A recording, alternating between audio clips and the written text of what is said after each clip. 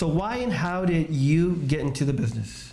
Go to the gym, I would talk to everybody. And talking to everybody, I developed a lot of relationships. One of them was a friend by the name of Carlos. He was older than me. I was 18 years old. The guy's probably like 35, 40 years old. And he was dating this lady named Nancy.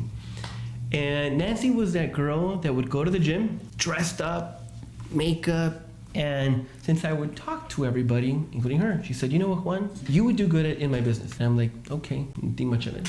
So she told me one time, she told me 2 times. And on the 3rd time, I'd already been driving a lunch truck for about 1.5 years, 2 years. I was tired of it. And I said, you know what am I gonna do? And she says, oh, you're gonna be my assistant. I said, okay, well tell me more. Am I gonna be inside of an office? And she says, yeah. So when she told me that I was gonna be inside of an office, I said, I'll take the job.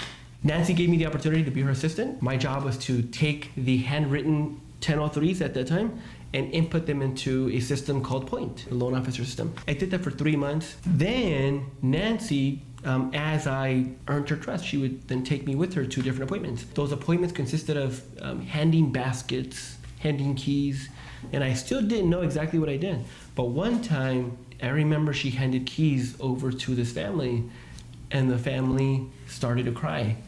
And I'm like, holy shit. When we were driving back home, I asked her, hey, what happened? Like, why were they crying? And she says, well, I just helped them buy the house.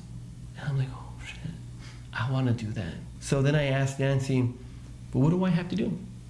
And she says, well, you just need your real estate license. And so I said, well, how do I get that? She gave me a CD, memorize this. I said, that's it? She said, yeah.